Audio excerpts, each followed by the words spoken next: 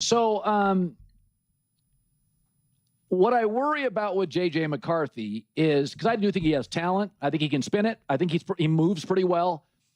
When I watch him play, his confidence can ebb and flow drive to drive. Well, now you bring Kyler in the building and Carson Wentz in the building. I'm like, okay, that's not great for a young man's confidence. It does feel like he would be a little affected by that. Now, Brock Purdy plays like he's Dan Marino. They bring Darnold in the building, and Brock Purdy played better. Some guys are just like, hey, I like Brock Purdy's one of those guys. He thinks he's the best quarterback in the league. God love him. I think when you bring Kyler in, I think it ends the JJ McCarthy thing, or at least punctures his confidence some. Do you like it? I mean, this is a sink or swim for him. He's almost out the door, almost. And I've heard a lot of people say, "Oh, he's done in Minnesota." I disagree. He could be, but this reminds me a lot when I was in Seattle. Like they traded for me. It was a big deal. I'm the guy, and I kind of fell on my face that first year. And they brought in Trent Dilfer, who had just won the Super Bowl. He was a veteran guy. They brought in other veteran guys. I was teammates with kind of like proven guys that weren't the long-term answer either, probably. And that's kind of what you got here. You got Kyler Murray on a one-year deal. Carson Wentz is back. He's a pro. I think this is an investment in a chance for JJ McCarthy. Hey, listen, man, you were not ready the first time around. You're probably not going to be our starter to start this season. It's probably going to be Kyler Murray, but you better be ready because this is the NFL and you probably will get another shot and you better be ready. You know, fortunately for me, Trent Dilfer, unfortunately for him, he tore his Achilles in the game against Dallas when Emmitt Smith broke the rushing record. And I'm standing there on the sidelines wondering if I'm ever going to get a chance. I go back in that game. We win the game. I never look back. I'm the starter the rest of my career in Seattle. And that, 10 years in Seattle, Ring of Honor, all the stuff. But it almost never happened. I mean, I was 1 foot out the door as well. So I think JJ McCarthy in a similar way, he essentially is 1 foot out the door, but I'm not giving up on it yet. Now, if there's a team that wants him, the Vikings might say, hey, okay, fine, you can have him. But I do believe the Vikings would love for him to be the quarterback of the future. I just don't think it'll be week 1. Yeah, there's a lot to unpack here, and I think all of this is really fascinating. We touched on the JJ McCarthy and Kyler Murray situation from a practical angle, and honestly, this feels like the perfect jumping-off point to dig into some of the broader layers here. First off, let's address the Sam Darnold stuff. Bringing him into the building back then, nobody was threatened by that. At that moment, nobody thought Sam Darnold was anything. There was zero sense that he was going to overtake Brock Purdy. Nobody felt that way. So using that as some kind of comparison is just hilarious. That was 2023, not 2026. We've had a wild 3-year arc for Sam Darnold since then. So no, that narrative doesn't hold up. And that's coming from someone who genuinely loves Sam Darnold. What I found more interesting was Matt's framing that Kyler is the starter. He basically said it's not over for JJ, but Kyler is the guy. And then the story about Matt's own history, the back and forth with Trent Dilfer, tearing his ACL, that stuff is real. The window you have to establish who you are as a player is incredibly narrow. It's the thinnest of lines. It's honestly crazy how small that margin is. And the reality is that Kyler Murray is very much at risk of getting banged up and injured. Same with Carson Wentz. Wentz is practically 55 years old at this point in football years. Whatever his actual age, he's an old version of that player. He's had multiple surgeries, a ton of wear and tear. Kyler has struggled to stay healthy throughout his career, has dealt with major injuries, and he's a smaller guy who's taken a lot of hits. So even if Kyler ends up being the number 1 quarterback, there are still genuine opportunities for JJ McCarthy to see the field. Now, Colin mentioned something about JJ's confidence ebbing and flowing. I don't know what he's talking about. His quality of play went up and down, sure, but that's not the same as confidence. I never watched JJ McCarthy and thought, this guy lacks belief in himself in this moment. Not once. And now, just because they bring in Kyler, he's suddenly going to lose confidence? No. JJ understands the situation. He gets it. He knows he was drafted, got injured, Sam Darnold played at a high level, they moved on from Sam went on to win a Super Bowl. Darnold had moments of brilliance and moments that were rough, got injured multiple times along the way. JJ isn't oblivious to any of this. They're heading into year 3 now. He's not dumb. You only lose confidence in those situations when you have some kind of delusion about what you're owed. If he were sitting there thinking, I'm the quarterback of the Minnesota Vikings, and then he hears they went out and got Kyler and reacts with shock, that would be one thing.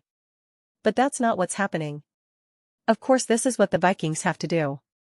They have to protect themselves. They have to cover their own backs. He knows that. Does the pressure get turned up? Absolutely. Does the volume get louder? Yes. Are the stakes higher than they've ever been? No question. But that's not the same as losing confidence.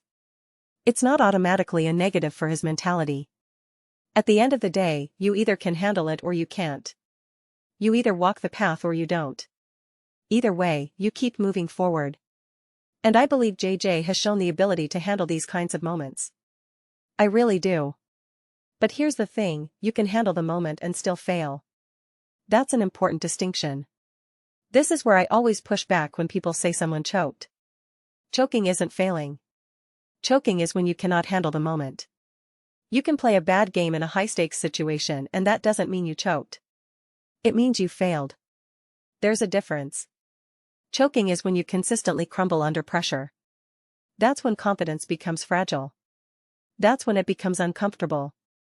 And look, I've seen this firsthand. I played with the best athlete I've ever been around. This guy could do anything, football, basketball, baseball, soccer. Didn't matter. When we were winning big, when he was dominating, he was unstoppable. But when the pressure was on? Yikes. It was a completely different story. I was nowhere near the athlete he was, but I could handle those moments better than him. If he had that ability, he'd have been unstoppable. You'd probably all know his name. That kind of dynamic exists. So when we start inventing fragility where it doesn't belong, I take issue with that. That's been Colin's take from the very beginning. When JJ had his first NFL start, the win over the Bears, Colin compared him to Baker Mayfield, saying his confidence fluctuates based on how he's playing. I shot that down immediately. At that moment, JJ's stock was at its peak, and I disagreed completely. 100%. So I actually think some of this will be good for JJ McCarthy. I believe it feeds into what makes him good. Because here's the reality, JJ doesn't have the experience. He hasn't logged a full season's worth of NFL snaps. Carson Wentz, despite his age, and Kyler Murray are legitimately ahead of him from a football knowledge standpoint. In this moment, Kyler is going to be more comfortable on the field. Carson is going to have a deeper grasp of the game. So the challenge for JJ is to prove that his talent and his work ethic can surpass both of them. And if he can't do that, then I'm not sure he ever was that guy. It'll be interesting to see if a team takes a flyer on JJ and how low the compensation would have to go for Minnesota to bite. If someone offered a second-round pick, that's pretty high at this point. I think there's a great chance the Vikings would take that. But what if it's a fourth or a fifth? What's the floor where they just say no? Because you do reach that point. We've seen it with quarterbacks over the years where teams just unload for whatever they can get. The 49ers had a guy, can't remember his name right now, went to the Cowboys, then the Chargers. We've seen this movie before. Unfortunately, this is what I've been saying all along, and nothing has changed my mind yet. This is a messy situation.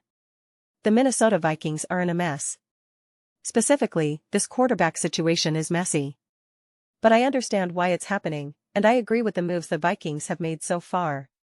There's an argument to be made that they could have just gone out and gotten Malik Willis. But that would have felt like a clear signal that they were moving on from JJ. Instead, this approach says, we still want JJ to be our quarterback of the future. We bring in Kyler for essentially nothing. And we still have Carson, who, make no mistake, might still have some juice left. I've always been a Carson truther, so I think there's something there. At minimum, what the Vikings have done is put themselves in a position to avoid being a 3-win disaster where Justin Jefferson doesn't see the ball for 5-game stretches. They protected against that floor. They're not saying this is a championship roster. Unless Kyler shocks the world, this is about survival and stability. But it's still messy. It's just messy. Those are just my thoughts. I'd absolutely love to hear yours. What do you all think about the Minnesota Vikings? Do you think JJ McCarthy has one foot out the door? Is he pretty much done? Do you think Kyler is already the de facto starter? I don't mean in the sense that he has to earn it, but the reality is, Kevin O'Connell already has a very strong idea of who his starter is. This isn't some youth tryout where the coach is looking at everyone with fresh eyes. He already knows what he wants to do offensively. Either they're going with Kyler or they're going with JJ. They have a direction in mind. I'm curious where you all land on that. Let me know your thoughts. I read every single comment. Whether you agree with me or disagree with me, either way, let's get into some discussions. Let's get into some debates. But ultimately, let's just have some fun. And please do consider subscribing.